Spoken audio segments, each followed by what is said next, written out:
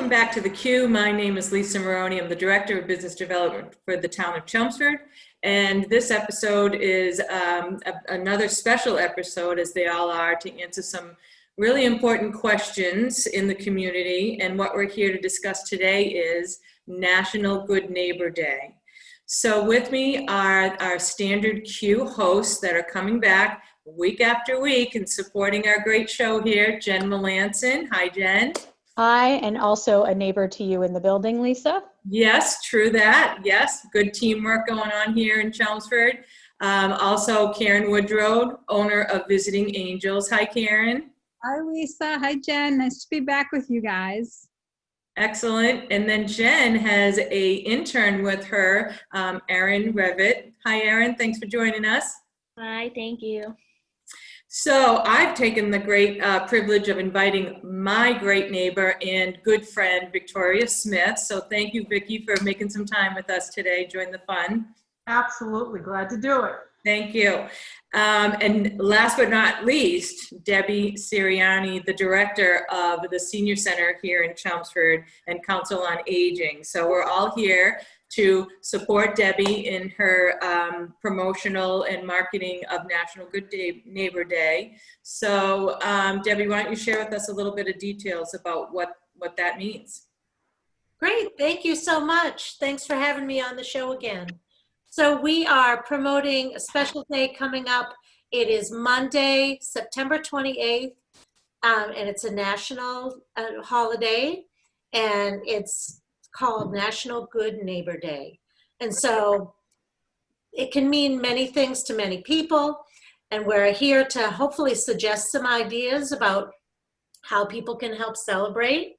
And as the director of the Senior Center, right now my concern is about folks who are isolated and feeling maybe depressed, maybe very anxious at home because of the pandemic situation, and maybe facing a very long winter ahead.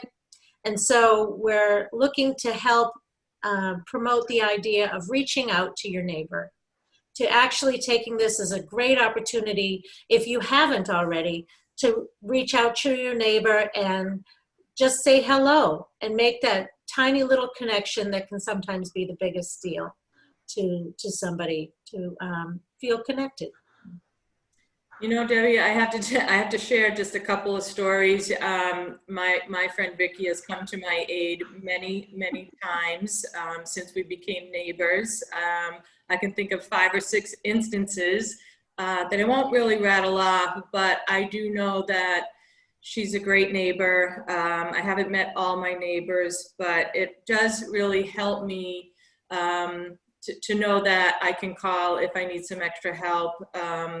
You know, we all kind of get like, my car won't start, or I'm locked out, or, you know, all kinds of different reasons. But I moved to a new community about 2 or 3 years ago, and you know, I hope that I'll be able to kind of pay back the favor and be a good neighbor in return as well. Already. You already are. Okay, you are. Yeah, but I think it helps. I mean, because, you know, we don't get to choose our neighbors, so it's good to be helpful and make sure that we're a resource, or just, you know, just maybe a text message when there's a power outage, anything like that, especially if we have elderly neighbors. I know that Karen has shared a few stories during difficult times, or COVID, or power outage, or winter, or, you know, lots of other instances. So I didn't know anything about National Good Neighbor Day, and I think it's great that we're kind of putting the word out there before the actual day arrives, because it doesn't have to be like your residential neighbor, it could be your office neighbor as well. Right, Jen? For sure, Lisa. I feel like that you're prompting me to do something for you on Monday. So the pressure is on. I don't know what it's going to be, but we'll see. But yeah, I mean, I didn't know that this was a thing either, but I think it's really cool. And I think the other cool thing is that we have seen a lot of people, a lot of really good neighbors step up during this pandemic, you know, particularly in the early days where people were really strictly quarantining, and a lot of our senior residents and residents with health issues were not able to go out, and neighbors were stepping up and stepping in and doing grocery shopping and, you know, getting needed items. And for me, it was really heartwarming to see this community come together. And I think that, you know, we've kind of lost some of that a little bit as things have started to settle down and return to a little bit more normal state, and people are going out and working and things like that. But we do still have residents that are isolating and quarantining and at risk. And so I think that this National Good Neighbor Day is a good opportunity to remind folks of that, and you know, to remind people, maybe check in on those people that you were being very diligent about checking in on in March and April, and have maybe not thought too much about in the last month or so. Absolutely. And I think the same thing goes the other way around, is that often seniors are the good neighbors that are helping others. So we want to encourage everyone of all ages to reach out to each other.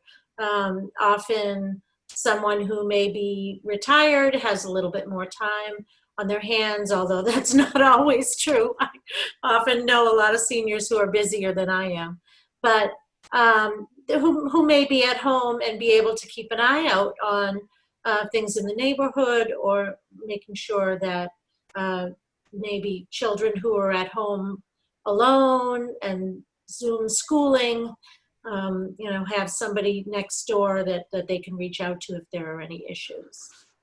Yeah, I know, but you know, I'm thinking as I'm listening to your comments, I know that Vicki and I don't live like immediately next door to each other. We can't, you know, like just kind of talk over the fence kind of thing, but it doesn't have to be like an immediate abutter or an immediate neighbor. I know that sometimes I don't realize that I haven't checked in for 2 weeks or 3 weeks or 5 weeks because it's just been so crazy busy. Sometimes I'll just send a text message. How are you doing? Are you staying healthy? Do you need anything? And it's also just a matter of just being a good friend and checking in. You know, if you're in the same neighborhood block or the same community, I think there's a lot of ways, like what you're saying, what we can do to just recognize being a good neighbor. During COVID in my neighborhood, I just received like a little note from someone that lives maybe 5 doors down that just said, we're all in this together, and pass this note along kind of thing. So it wasn't necessarily a direct contact. I didn't get a phone number or an email, but it was just that thought that your neighbors around you care about you. So if something doesn't look right, when they drive by, you know, maybe they'll stop and knock on the door, or maybe they'll wave hi when they drive by. So it's also something along that regard. I know Vicki and I try to keep in touch as best we can. COVID has disrupted everything. You know, she works in a municipality, as I do, as we do. So each town is handling it a little bit differently, but we do try to make sure that we check in on each other. But I do often call her when I'm really in a need for some quick help. She's kind of my go-to person. So I gotta put that out there to you. Yeah. Debbie, I'm curious what plans you have for promoting this within the Senior Center and in the community, and do you have anything specific going on? Or We put it in our newsletter so people would know, and had a few suggestions, and we just said, and we'll put it on Facebook as well, and we sent it to our department head, our folks from the age-friendly community, asking them to promote it. And so the Board of Health, the library, the fire department, the police department, you know, we're asking people to promote it as much as possible. We're doing this show. And then, so in our newsletter, it said, Help us to celebrate National Good Neighbor Day, Monday, September 28th. Leave a friendly note for your neighbor. Share some flowers or veggies from your garden. Sometimes you have so many veggies you don't know what to do with those tomatoes. Give a couple to your neighbor. It could really brighten their day. And take some off the load too. Sometimes you're like, oh, more tomatoes. Make a friendly call to just say hi, or bake some cookies to share, especially if you live near me. But good neighbors make good neighborhoods. And so we all want to live in one of those. Yeah, I want to get Erin in here on the action a little bit. I'm going to put you on this hot seat a little bit, my intern. But so Erin's at Fitchburg State University. My youngest son is there as well, and we all know that the school situations are just very, very different for everybody. Actually, I saw a meme going around Facebook that said, if you have a friend or a neighbor who is a teacher, you should leave a bottle of wine on their doorstep this week as it's return to school week. So that could be a nice, neighborly action. But I'm curious to hear from Erin, how does the campus at Fitchburg State look right now? I mean, when you guys are all at school, and on campus, you're surrounded by hundreds of neighbors, in the Fitchburg State community, and I imagine things look a little bit different now. But is there some way that the school is, keeping some cohesiveness there? Yeah, so it's really different now, as you can imagine, with COVID. But it's a little lonely now. Like, I'm a commuter myself, but I always made Fitchburg State like my second home. Like, I was really never home once I started school. I always found something to do and people to be with. So now it's a little hard because you can't have those connections like that. Fitchburg State has been doing a lot of virtual get-togethers via Zoom or Google Meet and stuff like that, like game shows and trivia and stuff like that, trying to still get everybody together in some way. But, it's hard because things glitch. But I notice now more than ever, I'm reaching out to my friends more than I did before because you just don't see them as much as you did. So, and everybody goes through it differently. So I always make sure to reach out and, see if anybody needs anything, and they do the same for me. So it sounds like it's all about getting creative, right? Yeah, you have to. Yeah. So Karen, how has Visiting Angels been getting creative in Visiting Angels is always a good neighbor in Chelmsford to our community. So what's going on with you guys? Well, we're still taking care of all of our clients that we can. So it's nice for them to have the company because this is a time of big isolation for seniors. And Deb, what you said about just neighbors reaching out and how much it can mean to our senior community. I know my mom lives by herself in an apartment. She's 93, and I cannot tell you how much joy she gets from the neighbors across the hall. There's two little girls, and they are riding their bikes up and down the hallway, and just hearing them in the hallway, I know picks up her spirit a lot. And there's a neighbor in the apartment building that also will bring up her newspaper and bring up her mail or if there's a package, and just all that connection. I really appreciate it for her, and I know that she really appreciates it. In terms of my own neighborhood, I live in a really urban, suburban place, and I often do not see my neighbors at all. And I will say the benefit of quarantine is that at night, everyone's home and you see people out walking the block and you see the lights on, and it really gives a very warm feeling to know that your neighbors are there. And for Visiting Angels, we are right on 110 at the entrance to 495, and we are in an apartment building, and we have the first floor of the apartment building, and we love our neighbors in that building. We have a really great relationship with them.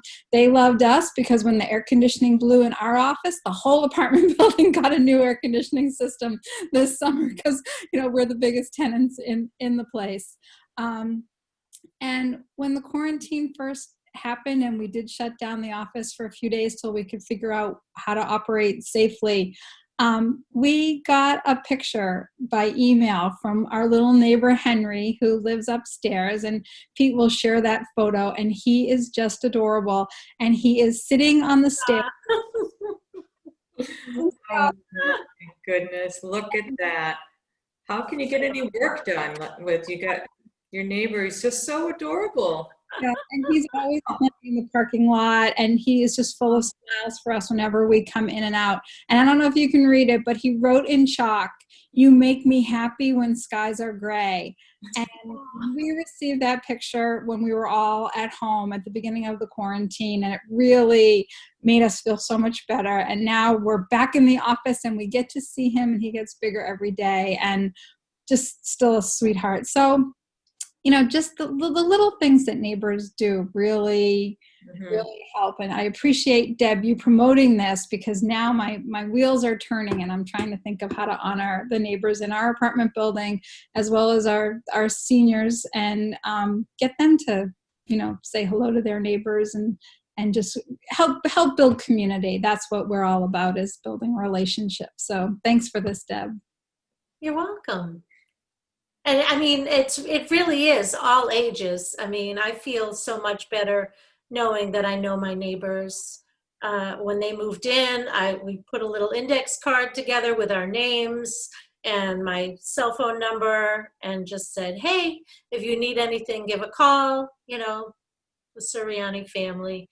And I think that went so far, because every once in a while, we'll text each other, or it turned out that one of her daughters ended up volunteering at the senior center for us. So that was like a great connection that never would have happened if I just didn't go, "Hey, hi." And when my dog gets loose, all the neighbors are out there. I knew you were going to say something about Harley, right? Harley, what are you doing? I knew that was going to come into You have to triangulate and get the dog. Oh, gosh. No, that's great. So I just want to see, Becky, anything you need to add before we start trying to wrap this up? I just want to say it is great to have you as a neighbor. And I know that you are extremely busy. You always tell me that, but I know if I really, really needed you, that you would be there. So I can always count on you, busy or not, to be a great. Right. Yes, I know what my priorities are with my colleagues and my friends, especially that helped me put this talk show together called The Q, which kind of just evolved as we went along. Suggestions by all of you, and ways to keep this show fun and exciting. And we know Debbie's always got something really on. I'm sure you've got 10 other things lined up over there, Debbie. Sure I do. Exciting things to do. Give us a little sneak peek, Deb. Yeah, What else you got going on? Yeah. What's happening next, Deb? We're You have a big renovation getting ready to happen, right? We're getting ready for a kitchen renovation, and our whole kitchen's going to be torn from floor to ceiling. And so that's going to disrupt a little bit of what's going on. But on the other side of the building, we do have our supportive day program open in a limited fashion. We have one upstairs and one downstairs to increase the ability to serve more folks. So we have that. We have, speaking of neighbors, we have exercise in our parking lot at 8 o'clock in the morning. So our poor neighbors, their dogs are barking out the windows like, "Oh, there are people doing out there." So sorry, neighbors, we're making your dog bark. But yes. Listen, my neighbors bark at 5:30 in the morning, so my neighbors hate me. So, so I owe my neighbors. I do. But, there's only so much time that we can do that in the parking lot. So we took the opportunity to give people a chance to exercise. Teamwork, right? That's how we're getting on. We're getting through this whole thing, teamwork, and just being patient and flexible and creative and all of that. So I think if anybody has any last words or thoughts to add before we wrap this up. Nope. Okay. Well, as always, we're interested to have future shows scheduled, particularly with small business or anything that involves our community of Chelmsford to discuss questions and comments and concerns about the town of Chelmsford. And we're going to be putting some more exciting shows together. So thank you for watching. And you can contact any of us. I'm sure they'll be displaying our contact info throughout the rolling credits here. But thanks for watching, and please follow the next episode coming up soon.